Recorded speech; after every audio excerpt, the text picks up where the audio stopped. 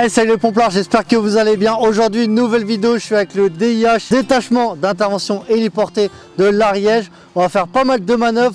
Il y a l'hélico qui est juste derrière. Allez, c'est parti.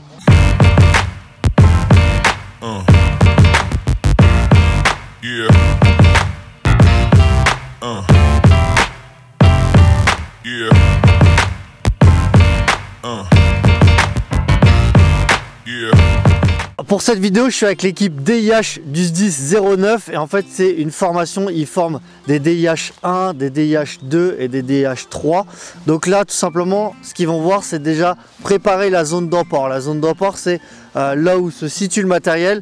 L'hélico il va arriver et bien sûr il y aura tout ce qui est prise en compte d'un hélico, guidage d'un hélicoptère pour poser l'hélicoptère et ensuite on va préparer le matériel et on va faire une petite manœuvre. Donc là on va aller héliporter du matériel sur le site de la manœuvre, on va voir comment ça se passe et du coup on va avoir la chance d'être dans la manœuvre, de monter dans l'hélicoptère, d'aller sur le site de la manœuvre. Franchement là je suis pressé et je suis pressé de tout vous montrer. Allez, là je viens d'arriver à la caserne de Vèbre dans l'Ariège et là on va aller voir Paul qui lui est référent départemental DIH. Salut Paul, toi tu es référent départemental du DIH du 09, donc détachement d'intervention héliportée. Oui. Explique-nous déjà ce que vous faites, sur quoi vous intervenez et pourquoi il y a cette spécialité de DIH. Donc le détachement d'interdiction héliportée, il est créé pour combattre trois types d'interventions. Essentiellement des feux naissants en milieu montagneux où on n'a pas d'accès par véhicule, des feux d'espace naturel qui sont pareil éloignés de toute piste ou dans un milieu escarpé et accidenté. Okay. Et enfin on peut aussi avec notre matériel alimenter des CCF à partir d'un point d'eau qui peut être aussi éloigné de tout accès par engin motorisé. Là je vais vous présenter la berce DIH qui est juste derrière moi. Donc il faut savoir que, vous avez vu, il y a 6 paniers. Et en fait, chaque panier peut être élitroyé par l'hélicoptère. Donc voilà, ça c'est le panier d'attaque. Je vais vous montrer un petit peu ce qu'il y a dedans. On voit qu'ici, on a une motopompe commando. Ça va servir à remettre de la pression sur un établissement avec forcément avec de la hauteur. Donc ça va pomper dans une bâche et ça va renvoyer la pression pour monter l'eau jusqu'en haut. Ensuite, on va avoir des tronçonneuses. On va avoir petit jerrycan d'essence, on va avoir 2 sacs avec 100 mètres de tuyaux. Ensuite il y a une clé de portage de 45 et il y a 2 clés de 25, diamètre 25. Donc ça c'est vraiment l'attaque. Ensuite vous voyez il y a différents paniers. Donc voilà, donc celui-là il est intéressant, je ne le connaissais pas. Ça c'est un panier tout simplement pour faire un établissement avec l'hélicoptère. Par exemple c'est vraiment à brut. Et bien en fait l'hélicoptère va prendre ce panier et on va pouvoir faire l'établissement. Vous voyez là, hop, il va prendre le panier et en fait forcément il va monter jusqu'en haut et les tuyaux vont se dérouler, donc va pouvoir faire l'établissement. Voilà, franchement ça c'est pas mal. Donc ici on a 640 mètres de tuyaux, donc là on peut y aller. Ensuite ici on a une bâche de 5000 litres. Ensuite il y a 4 bâches de 500, une bâche de 1000 litres et des filets pour les héliporter. Vous allez voir, on verra ça après. Pourquoi on a des bâches? Tout simplement on peut monter l'eau directement sur site sur la montagne. Ensuite ici on va avoir une motopompe. Donc là on va pouvoir pomper l'eau par exemple dans des rivières, dans des lacs d'altitude. Ça c'est possible. Donc après tout ce qui est jerrycan, flotteur, tuyau, donc ça c'est vraiment pour faire l'alimentation. Ensuite ici on a une bâche de 6000 litres. Ici c'est tout pour faire tout ce qui est dégarnissage, donc râteau riche, batte à feu, bref on a tout ici. Ensuite bien sûr on va trouver les seaux-pompes. Ici on va trouver des pièces de jonction, des pièces de rechange. Pareil, ici en fait il y a les pièces de jonction pour créer un établissement pour justement après remplir les bâches, différentes bâches. Et ensuite là vous voyez on a un panier d'attaque et en fait on en a 3 paniers d'attaque. Donc ça il faut savoir que l'hélico peut en monter qu'un à chaque fois. Donc il va monter un panier d'attaque Et ensuite, par rapport au poids, donc après il prendra le personnel sur une autre noria. Il ne prendra pas du personnel et le panier par rapport au poids. Là, on a 3 paniers d'attaque. Pourquoi? Parce que en fait, on peut avoir 3 chantiers différents. Il faut savoir que pour faire une équipe, il y a un DIH2 et 3 DIH1. Donc, ils sont 4 par équipe. Et en fait, voilà, on peut faire 3 chantiers différents. Ou si un chantier va durer longtemps, ben forcément, on peut en mettre 1 ou 2 comme ça. Voilà, il peut y avoir un roulement. Le pilote nous explique les consignes de sécurité avec les différentes techniques d'attache qu'on peut mettre sur l'hélicoptère. Là par exemple il nous montre le Bambi Bucket, il va le remplir d'eau et ensuite sur feu il va pouvoir lâcher l'eau sur le feu. Et après on va voir comment monter et descendre de l'hélicoptère avec toutes les petites techniques parce que l'hélicoptère c'est vraiment fragile. Donc là on va le répéter pour ne rien casser.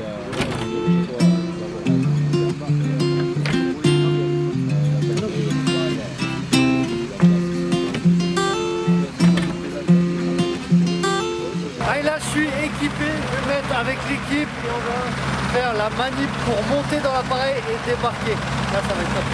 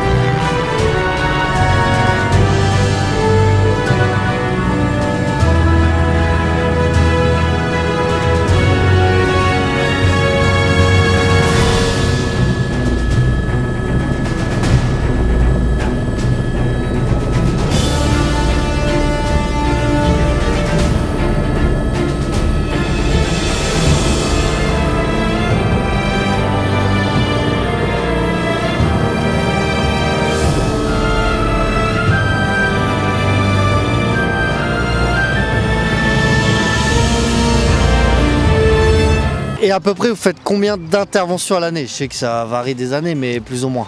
Ça varie des années, mais la spécialité est quand même une spécialité avec les feux qui sont de plus en plus virulents en montagne à croître son nombre d'interventions par an.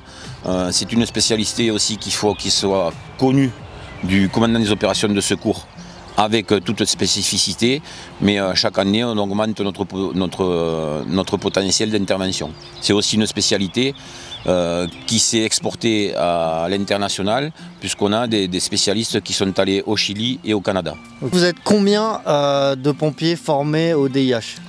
Aujourd'hui, nous sommes une cinquantaine sur l'Ariège à être formés DIH, avec 3 niveaux. Les 3 niveaux qu'on peut avoir dans la spécialité. Niveau 1 qui est équipier, niveau 2 qui est chef d'ELA, c'est-à-dire équipe légère d'attaque, et niveau 3 qui est chef de détachement. Et un détachement complet DIH, c'est 14 personnes. Et à mon avis, la condition physique, c'est important, parce que là, en crapahute, on a du matos à prendre dans les montagnes, même si on est héliporté, il faut quand même le porter, le matériel. Oui, tout à fait. Donc, malgré que ça s'appelle un détachement d'intervention héliporté, on travaille quand on peut avec un hélicoptère, qu'il soit privé ou qu'il soit de la sécurité civile. Mais les spécialistes DIH sont aussi aguerris pour aller attaquer des feux éloignés avec peut-être 1 heure ou 1 heure et demie de marche. Toutes nos interventions ne sont pas basées sur de l'hélitransport et sur du transport de personnel par hélicoptère. On va aussi attaquer ces feux-là qui sont un peu éloignés et on va se mettre en compagnie des équipes FDF sur le secteur pour pouvoir faire des établissements de grande longueur s'il faut. Ok, ça marche. Et à mon avis, vu que là, physiquement, ça doit être dur, les tests de recrutement, il y a du physique, comment ça se passe? Le test de recrutement, quand on est spécialiste, ça reste à la discrétion du service médical de santé par rapport aux visites médicales quotidiennes. Nous, dans le département, pour pouvoir accéder à la spécialité DIH, on fait un prérequis de DIH1, un petit parcours qui est à peu près sur 5 km et sur 800 mètres de dénivelé positif, avec un sac à dos de 10 kg. Ok. À moins de 1 heure. Temps, ouais, ok. Ça marche. Donc là, déjà, ça fait une première sélection, je pense, et de voir. Okay. Allez, c'est parti, à mon tour de guider l'hélicoptère. On est en haut d'une montagne sur une crête et je vais faire poser l'hélicoptère sur les patins avant. Franchement, ça va être incroyable. Là, je vais vraiment être les yeux du pilote. Le pilote, lui, va me regarder et je vais lui faire signe de poser, soit de ravancer ou de remonter.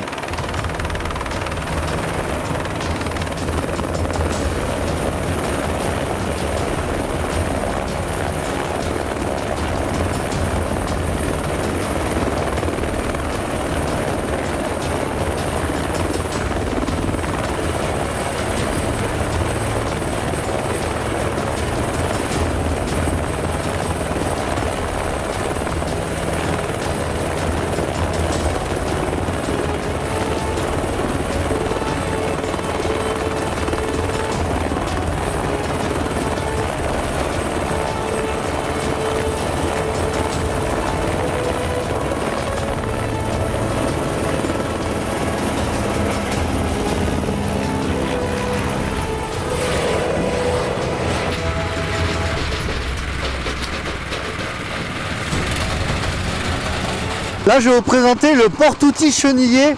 En fait, ça, ils vont s'en servir pour monter du matériel, même si c'est une pente pentue, ils peuvent monter ce matériel. Franchement, c'est simple, je dirige d'ici. Donc là, c'est point mort, marche arrière ou première. Là, je me mets en première.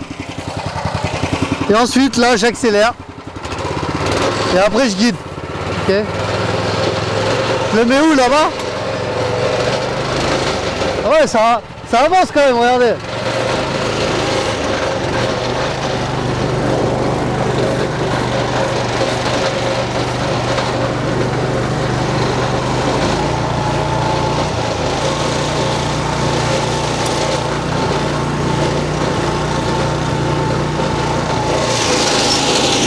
Donc vous avez vu, ça c'est pas mal, on peut mettre des clés de portage, du matériel, et là on le met ici parce qu'il va être élytreuillé. Allez, maintenant on va héliporter du matériel. Donc là on va commencer par des bâches. Là on est en train de les remplir. Et ensuite à l'aide des filets, on va pouvoir les monter en haut de la montagne.